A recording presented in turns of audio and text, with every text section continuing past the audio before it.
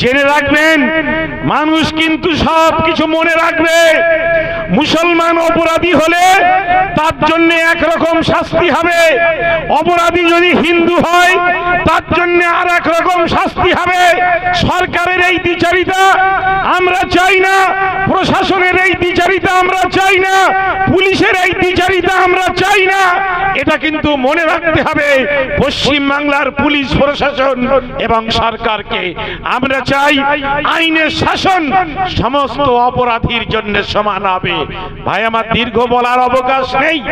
আপনারা জানেন ব্রিগেডে সভা করার চেষ্টা চলছে, হাল ছাড়বেন না, মনে বল রাখুন, এলাকায় ঐক্যবদ্ধভাবে থাকুন।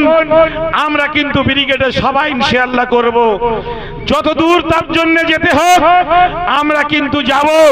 হাইকোর্টে গিয়েছিলাম, আপনারা জানেন, প্রয়োজনের পরে যদি দরকার হয় সুপ্রিম কোর্টে যাওয়া হবে। কিন্তু গোটা দেশের মানুষ দেখবে যে কলকাতায় একটা সভা করতে গেলে পশ্চিম বাংলার সরকার তাদের পারমিশন দেয় না, তার জন্য হাইকোর্টে যেতে হয়, তার জন্য সুপ্রিম কোর্টে যেতে হয়। কিন্তু আমরা পিছু হটার বান্দা নই, এটা আপনারা জানেন। আমি আপনাদেরকে অনুরোধ করব, ওয়াকফ নিয়ে অনেক আন্দোলন হয়েছে, আলোচনা হয়েছে, আজকের মহামান্য সর্বোচ্চ আদালতের শুনানি ছিল। গোটা দেশ অপেক্ষা করছিল যে আমরা সুপ্রিম কোর্টে একটা ন্যায় বিচার পাবো। হঠাৎ করে সকালবেলা শোনা গেল যে আজকের শুনানি হবে না, আবার শুনানি 5 তারিখের পরিবর্তে 15 তারিখে পিছিয়ে দেওয়া হলো। এটা অত্যন্ত দুর্ভাগ্যজনক। বিচার এভাবে পিছিয়ে গিয়ে পুরো যারা অসহায় মজলুম তাদের বিচার পাওয়ার সুবিধাটা মহামান্য সর্বোচ্চ আদালত আপনারা কঠিন করে দেবেন না। তারিখ পে তারিখ, তারিখ পে তারিখ, তারিখ পে তারিখ আদালত যদি এইভাবে যায় তাহলে বিচারও কিন্তু আমাদের জন্য, সাধারণ মানুষের জন্য অত্যন্ত কঠিন হবে। আমরা সেটা চাই না। আমরা মনে করি যে আমরা বিচার পাবো, আমরা ইনসাফ পাবো। আমরা ব্রিগেডেই ইনশাআল্লাহ সমাবেশ করব। আমি আশা করব অল ইন্ডিয়া মুসলিম পার্সোনাল ল বোর্ড গোটা দেশের সমস্ত সংগঠন, সমস্ত মযহাব, সব এলাকার মানুষকে নিয়ে একটা আমব্রেলা অর্গানাইজেশন, যেমন ফুরফুরা শরীফকে চায় অল ইন্ডিয়া মুসলিম পার্সোনাল ল বোর্ড, ঠিক তেমনি বসিরহাটের মাওলানাবাগ দরবার শরীফকেও কিন্তু অল ইন্ডিয়া মুসলিম পার্সোনাল ল বোর্ড সাথে চায়। আমি আশা করব আল্লামা রুহুল আমিন রহমাতুল্লাহ ফাউন্ডেশন এই অর্গানাইজেশনও অল ইন্ডিয়া মুসলিম পার্সোনাল ল বোর্ডের পাশে থাকবে। এর বক্তা আলী আকবর আপনাদের সামনে বলেছেন যে লড়াইটা কিন্তু হিন্দু আর মুসলমানের মধ্যে নয়। নরেন্দ্র মোদী চাইছে, বিজেপি চাইছে, আরএসএস চাইছে যে লড়াইটা যদি হিন্দু আর মুসলমান এইভাবে যদি দুটো ভাগে ভাগ করে দেওয়া যায় তাহলে ক্ষমতাটা আরো বেশি স্থায়ী হওয়াটা সম্ভব হয়। তাই তারা ক্ষমতার জন্য যারা লড়াই করে, যারা গদির জন্য লড়াই করে, যারা নিজেদের স্বার্থে লড়াই করে, তারা এভাবে হিন্দু আর মুসলমানের মধ্যে এই লড়াইটা ভাগ করে দেওয়ার চেষ্টা করছেন।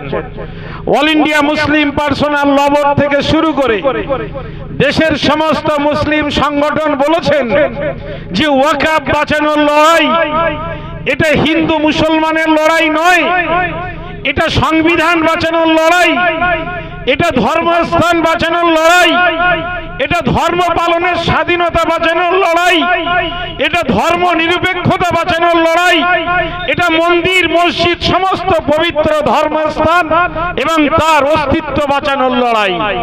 আপনারা জানেন যারা ধর্মকে ব্যবসা হিসেবে নিয়ে, যারা ধর্মকে ব্যবসা হিসেবে গ্রহণ করে রাজনৈতিক কারবারি হিসেবে যারা ক্ষমতায় থাকতে চায়, কবি কাজী নজরুল ইসলাম বলেছেন যে ওরা যারা ধর্মকে অবলম্বন করে জেনে রাখবেন তারা কিন্তু ক্ষমতার লোভে তারা সমস্ত মানুষকে মারে। অন্ধ সেজন ধর্মের মোহে যে পড়ে, অন্ধ সেজন মরে আর মারে। আজকে দেশে আপনারা দেখেছেন দেশ জুড়ে দরিদ্র মানুষ, অসহায় পরিযায়ী শ্রমিক, তাদের কি অপরাধ? বাংলায় তাদের কাজের সুযোগ হয়নি। ভারতবর্ষ স্বাধীন দেশ, আমার রাজ্যের রাজধানী কলকাতায়, এখানে উড়িয়া ভাইরা কাজ করেন, বিহারি ভাইরা কাজ করেন, ঝাড়খণ্ডের ভাইরা কাজ করেন, উত্তরপ্রদেশের মানুষ আছেন, আসামের মানুষ আছেন, হরিয়ানার মানুষ আছেন, রাজস্থানের মানুষ আছেন, মারোয়ারিরা এখানে আছেন।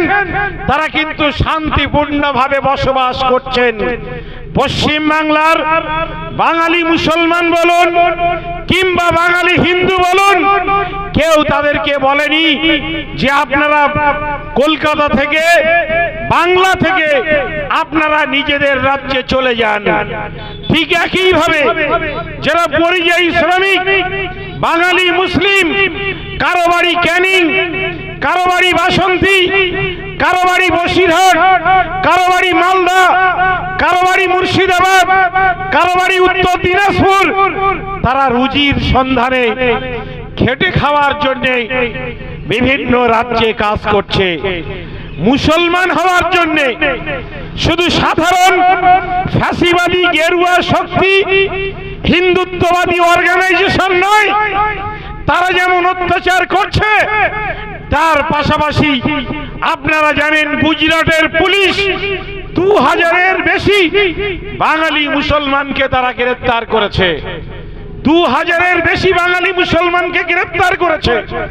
তাদের কাছে বৈধ আধার কার্ড আছে, তাদের কাছে বৈধ রেশন কার্ড আছে, তাদের কাছে সমস্ত কাগজপত্র আছে।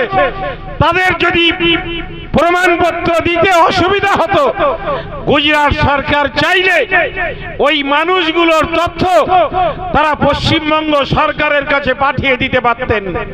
অথেন্টিকেট করার জন্য, ভেরিফিকেশন করার জন্য, তা না করে তারা গ্রেফতার করে রেখেছে এবং শেষ পর্যন্ত কয়েক হাজার মানুষকে হেনস্থা করার জন্য তারা আন্দামানে পর্যন্ত পাঠিয়ে দিয়েছে ভারতীয় নাগরিক। তারা পশ্চিমবঙ্গ সরকারকে বলবো, দিদি এই নীরবতা আপনার কাছ থেকে চাই না। আপনি তো বলেছিলেন যে একটা রুটি যদি হয় সেই রুটি আমরা ভাগ করে খাবো। মুসলমানরা আপনার প্রতি এতটাই বিশ্বাস আর ভরসা রাখে, কিন্তু আজকে যখন বাংলায় রুটি নেই, মুসলমানরা রুটির সন্ধানে অন্য রাজ্যে যাচ্ছে, তারা নির্যাতিত হচ্ছে।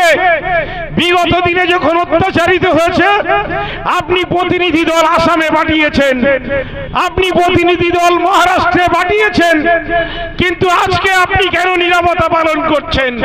কেন আরএসএস এর কথায় কি আপনি নীরবতা পালন করছেন?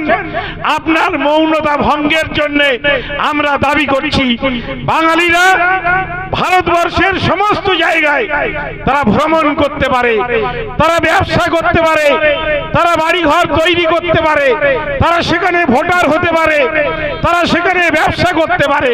এই অধিকার আমার সংবিধান তৈরি করেছে। যে সংবিধান বাবা সাহেব আম্বেদকরের তৈরি করা, এই সংবিধান আমাদের সকলের অধিকার দিয়েছে। কিন্তু সেই সংবিধানকে বুড়ো আঙুল দেখিয়ে আজকে দেশ জুড়ে দৌরাত্ম্য চলছে, গেরুয়া শক্তির দৌরাত্ম্য চলছে, সাম্প্রদায়িক বন্টন করার চেষ্টা চলছে, সাম্প্রদায়িক দাঙ্গা লাগানোর ষড়যন্ত্র চলছে। বনগাঁর গোপালনগর থানার আপনারা জানেন রেল স্টেশনের বাথরুমের মধ্যে পাকিস্তানের পতাকা সেখানে লাগিয়ে দেওয়া হলো। কেন না ওটাকে দাঙ্গা বাঁধানোর জন্য একটা বড় অস্ত্র হিসাবে ব্যবহার করা যায়। তারা ধরা পড়ল, বিজেপির সদস্য, সনাতনী মঞ্চের সদস্য, পুলিশ তাদেরকে গ্রেফতার করলো। ওই দুই হিন্দু যুবক, তাদেরকে পরের দিন পশ্চিমবাংলার পুলিশ পরের দিন তাদেরকে আবার জামিন দিলেন, আর তাদেরকে আবার পুলিশের ফুলের মালা গলায় দিলেন। কারা? যারা এই ষড়যন্ত্রের পিছনে ছিল।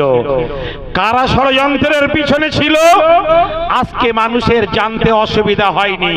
কেন? যেই জামিন পেল বিজেপির বিধায়ক, তিনি গিয়ে ওই দুই আসামির গলায় ফুলের মালা দিয়ে বুঝিয়ে দিলেন তোমরা পাকিস্তানের পতাকা লাগিয়ে কাজটা খারাপ করনি, বরং কাজটা ভালো করেছো।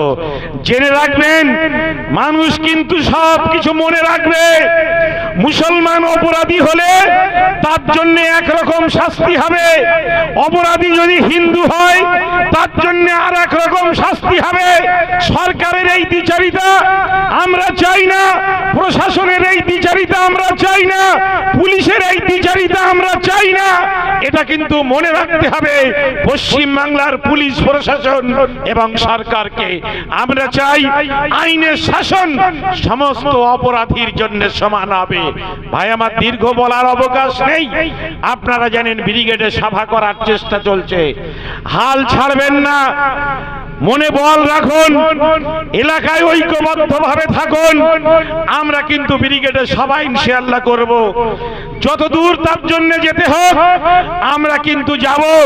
হাইকোর্টে গিয়েছিলাম, আপনারা জানেন, প্রয়োজনের পরে যদি দরকার হয় সুপ্রিম কোর্টে যাওয়া হবে।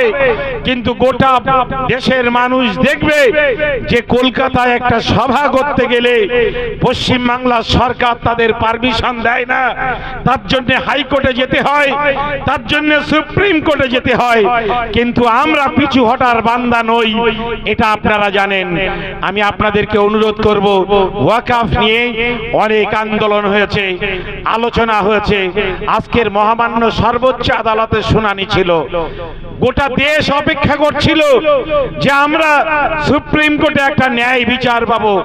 হঠাৎ করে সকালবেলা শোনা গেল যে আজকের শুনানি হবে না, আবার শুনানি 5 তারিখের পরিবর্তে 15 তারিখে পিছিয়ে দেওয়া হলো।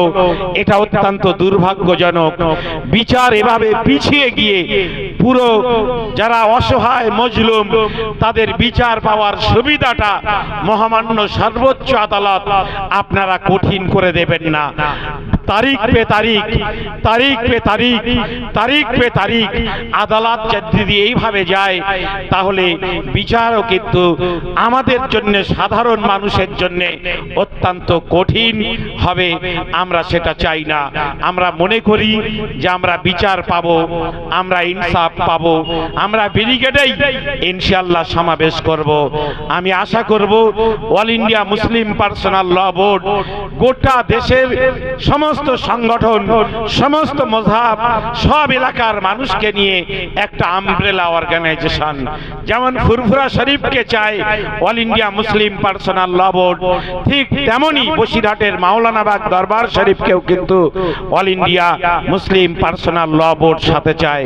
আমি আশা করব আল্লামা রুহুল আমিন রহমাতুল্লাহ ফাউন্ডেশন এই অর্গানাইজেশনও অল ইন্ডিয়া মুসলিম পার্সোনাল ল বোর্ডের পাশে থাকবে।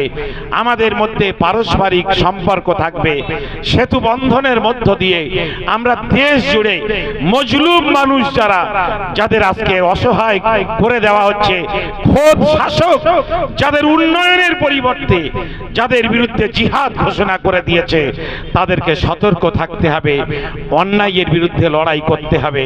আমরা আগামী 8 তারিখ, আগামী বৃহস্পতিবার কলকাতাতে এই পরিযায়ী বাঙালি মুসলিম শ্রমিকদের উপরে দেশ জুড়ে যে অত্যাচার হচ্ছে তার বিরুদ্ধে একটি মিছিলের আহ্বান জানিয়েছি। আগামী বৃহস্পতিবার বেলা 1টায় টিপু সুলতান মসজিদে জোহরের নামাজ আদায় করে কলকাতায় মিছিল হবে এবং মাননীয় মুখ্যমন্ত্রীকে ডেপুটেশন দেওয়া হবে। আপনাদের যাদের পক্ষে সম্ভব আপনারা আসবেন। আমরা অন্যায় দেখলে থেমে থাকতে পারি না। আমরা মনে করি এখানে মসজিদ আছে, একটু দূরে মন্দির আছে, এই সবগুলোই ভারতবর্ষের ঐতিহ্য। নানা ভাষা, নানা মত, নানা পরিধান, বিবিধের মাঝে দেখো মিলন মহান, এটা ভারতের ঐতিহ্য। এই ঐতিহ্য নিয়ে আমরা বেঁচে থাকতে চাই, এই ঐতিহ্য মুসলমানরা চায়। এই ঐতিহ্য যারা ভাঙতে চায় তাদেরকে আমাদের হুঁশিয়ারি দিতে হবে, তার বিরুদ্ধেই আমাদের ঐক্যবদ্ধ হতে হবে। আমি আশা করব এই ঐক্যবদ্ধ আন্দোলনে মুসলিম ভাইদের পাশাপাশি হিন্দু ভাইরাও তারা এগিয়ে আসবেন, সহযোগিতার হাত বাড়াবেন। আসসালামু আলাইকুম, আল্লাহ হাফেজ।